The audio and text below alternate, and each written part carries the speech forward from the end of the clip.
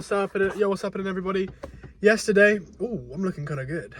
No, yesterday I watched Sorcerer, and it was an absolutely fantastic film. I loved it. We're doing a bit of a different one today, not in my bedroom. I'm not going to be driving, so it's kind of the two things that I'm known to doing that I'm gonna be sat here. Basically, is what I'm trying to make. Anyway, I watched the Sorcerer film yesterday, and I was incredibly excited to watch it. I loved it. I thought it was a brilliant film. I was expecting a little bit more better. Not because the film was bad or anything, just because I was expecting a bit more excitement with it. But it was still a very exciting film. I thoroughly enjoyed Sorcerer. It was a really good film. Very, not well known. It almost feels like it should be well known. It almost feels like, I've heard it flopped to the box office and didn't do particularly well when it came out. But a lot of directors like it now because it's because of how good the film is and how it's been well known now. That happens sometimes, 2001 was like that. Citizen Kane, Alien, all kind of had bad openings but then did quite well for themselves. And I don't know if this was the same with this film, but it definitely, after a few years have gone by, people have basically appreciated it more.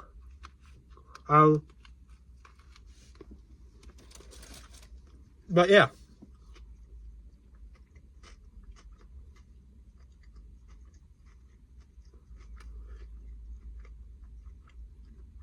it was a good movie.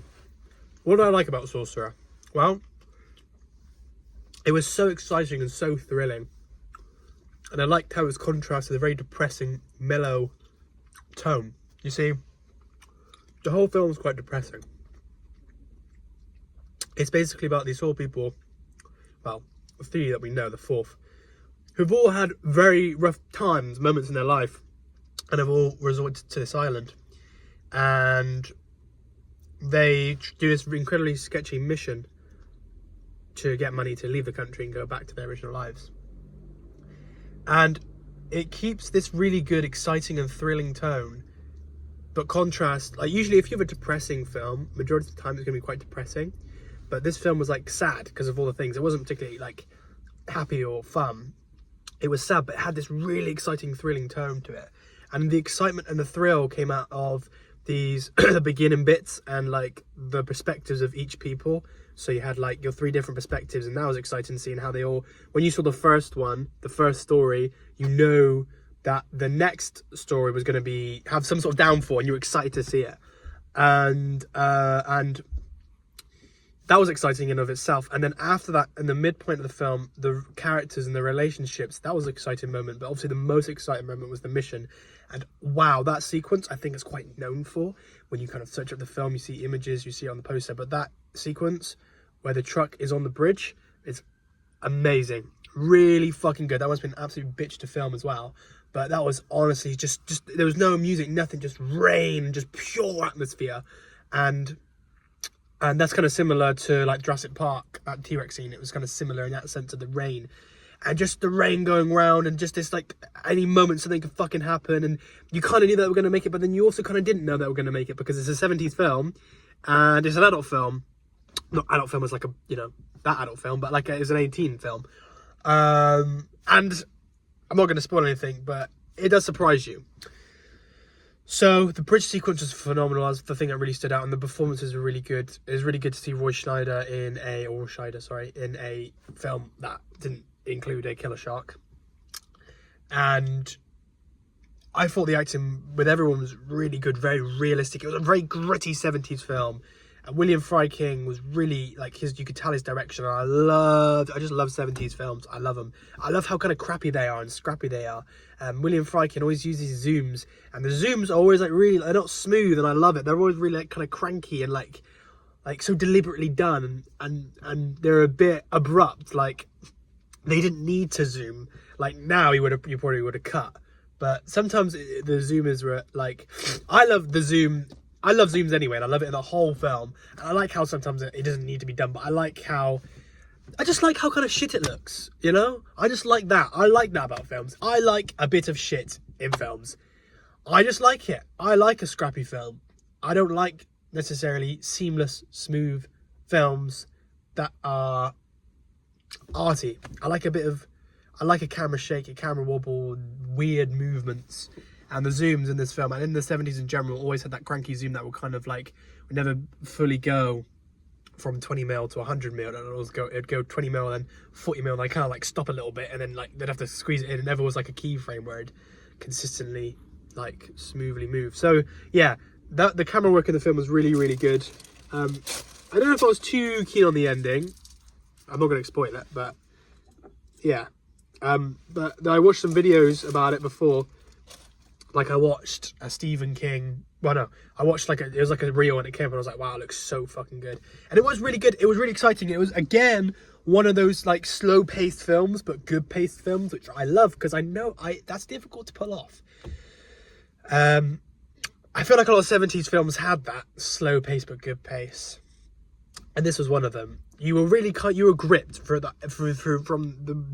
the beginning to the end. You were gripped. And it could be something so mundane, but you always knew something else was going to happen. And there was some phenomenal like little action sequences as well. And it was very gripping. You really didn't get bored. Even if there wasn't, I said, an element of boredom where like, you know, it'd be like a good 10 minutes of just characters walking around or whatever. You still wasn't bored for some reason. There was just this kind of looming danger for the whole film that you were just expecting. Like, it was almost like there was like a bomb underneath the table and at any moment it was just going to blow off. I mean, literally in the film, like that's what they're, you know, that's what the whole point of the job is. Like, it's the point that they have the dynamite in the car and they can't, any little vibrational movement that's going to set it off.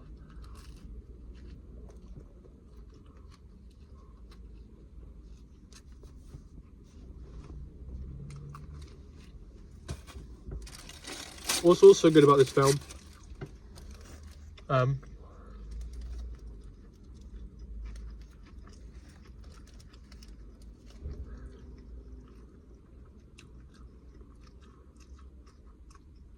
be done soon.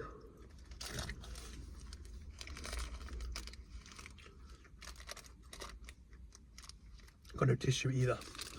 Do this shit. Oh, that's disgusting. Oh. Anyway, moving on. The really funny thing about this film was the fact that the actual film started halfway through the film. It took an hour for the film to start, and the film's 2 hours. Because usually what happens in the film, I kind of forgot what it was called, I really need to learn that again, but obviously like the first 10-15 minutes is it's not the actual film. The film gets going after like 20 minutes because the first few minutes are like introducing you to characters, the environment, what they do. And it's only really until you get to about 20 minutes into the film where something happens, an incident happens, and the character has to fix it. But with this film, the incident that motivated the characters happened in an hour, and I loved that about it. I loved that structural element to it. I loved how it was kind of similar to Rashomon, the Akira Kurosawa film, where it's told through, well, not told through the same story told through different perspectives, but just the same situation of something bad happening with each people. I loved how in the beginning you had like 3 short films, like 3 10-minute off. Like, you had like one tiny little short film for like 2 minutes, and then like 3 10-minute ones. I loved that about the film. I thought it was really good introducing us to characters and like bad things happening. That dramatic irony works really well. And then giving us like that 20 to 25 minutes for them roaming around this really poor city, to then the actual incident happening at an hour into the film, or even a bit later. It's like kind of like an hour 10. But that's what I really liked about that, because it's just unique. It was a different structure, and I loved how the actual incident happened an hour, like halfway through the film, because that's so rare. And the fact that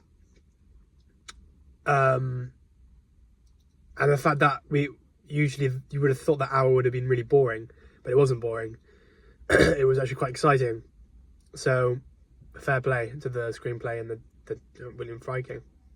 William Friking's an interesting guy.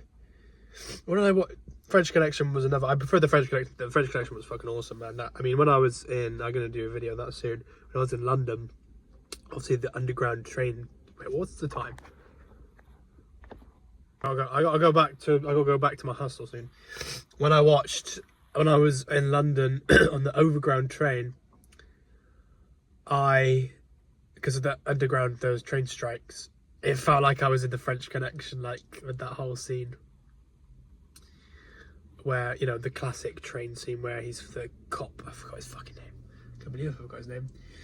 The cop was following underneath the train. The classic scene where he's the car chasing the train, where the train's above and the car's at the bottom and he's following him. Felt like I was in the French Connection there when I was like going on the overground and like going past all these houses. Yeah.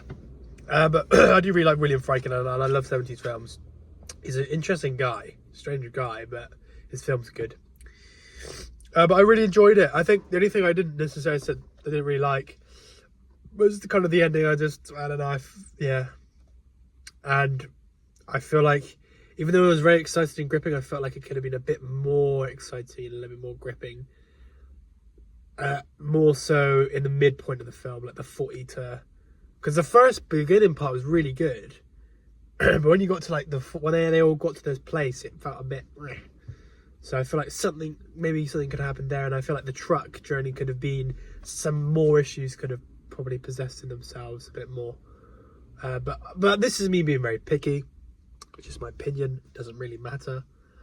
But yeah, it was ultimately a great film, and I'd recommend it to anybody. I can see why one of Stephen King's favourite films. Stephen King's got a lot of backlash as well recently because of the whole... Well, we know why. Because of the whole Johnny Cook thing. And the Long Walk like bombed at the box office as well, which isn't great. That's all I have to say. I really enjoyed Sorcerer. I was really looking forward to it. It didn't really disappoint me. I had a great time with it. It was just a good film. Very nourishing. Like in the sense of just watching something good. I think my top two, like 70 films that was similar to that, but not as good. But the other two that were better than Sorcerer was The French Connection and Deliverance. And I think Deliverance, I don't know about French Connection and Deliverance, but Deliverance was such a fucking class movie, man. That was just so good. Very structurally similar in this, to Psycho. And then The French Connection was really good as well. But I did enjoy Sorcerer. It was a fun film. Again, it's quite a depressing, moody film, but pulls off the exciting, gripping element, which is rare. Because usually if something's depressing, it's like pretty much that's the main tone of it, and nothing really like, you know, it's just depressing. But I really enjoyed it. You should go and watch it. I watched it through on YouTube, so hopefully it hasn't been taken down. But that's what I have to say, people. I'll do another film review soon. Post my video about London. Corner Stop's going well. Taking fucking ages again. Need to do an update on Corner Stop. That's what I have to say. Have a good evening, afternoon, or whatever.